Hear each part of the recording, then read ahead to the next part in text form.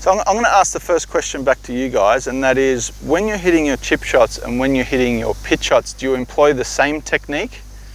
Number one. And for you, what is the difference? Okay.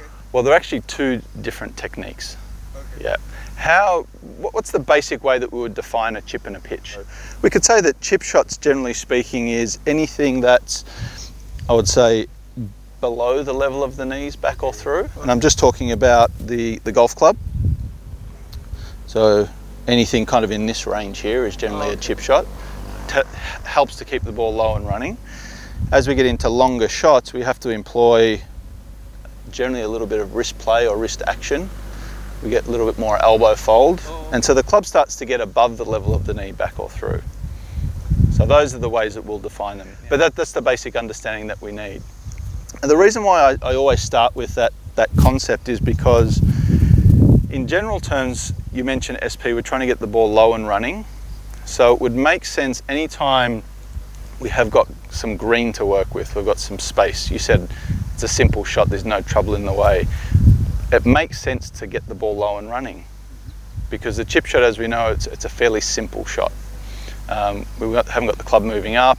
It's very much in the same family as a putting stroke. Little to no wrist play. And again, if we can employ a fairly small stroke, get the ball on the green quickly and get it rolling, we're going to have a lot more consistency.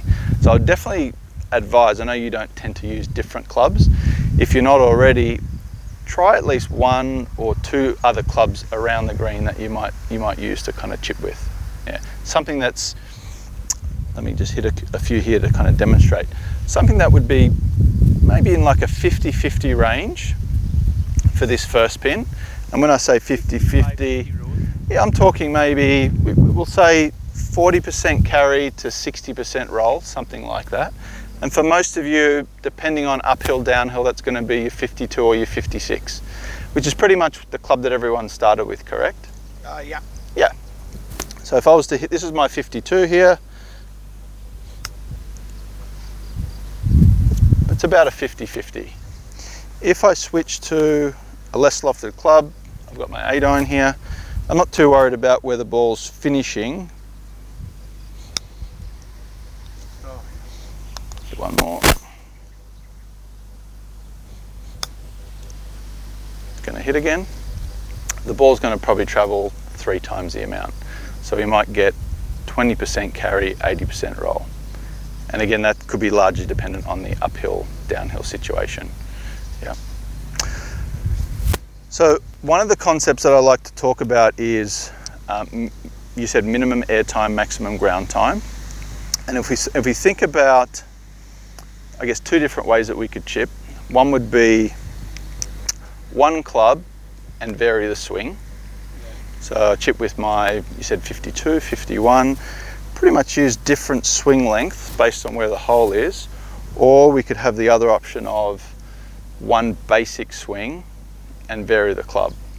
If I'm making a fairly small stroke, I'm assuming I'm in pretty good technique here. So there's definitely some areas there we can work on with everyone, I think, to enhance the technique and make contact more solid. Even when you went to your 9-iron SP, there were some mishits. Yes. But really, this is a simple shot.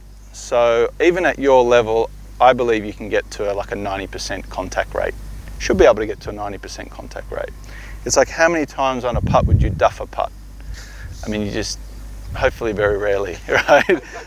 Chip shot, yeah, a little bit higher because there's more variables, but generally it should be, you know, a fairly simple stroke that we're trying to make. So if we thought about the stroke being fairly simple, not going more or less above the level of the knees, back or through, you know, I should be able to hit that spot. We'll talk about that spot in just a moment, but I should be able to hit that spot pretty much every time, and also have the ball finish in a similar spot, you know, pretty much every time. So this sort of an element of consistency there. If I have to go a little longer, maybe to the pin or a little further back, if I just stuck with my 56, or here I have my 52, now we have to make a little longer swing. Club's got to kind of get up here. That's pretty good contact, right? And again, at my level, I should be able to stand there and be able to repeat that shot. What can happen though, just because of there's a lot more going on. The swing's longer, I've got wrist hinge. As you said, maybe you feel like your body's moving around a little bit. It doesn't take much just to. Yep. Now that was the same effort level. I didn't try and hit it harder. It was just a miss hit, obviously. So that can be the danger of just choosing that one club option and the pin being far away. Even with what we were pitching to back there.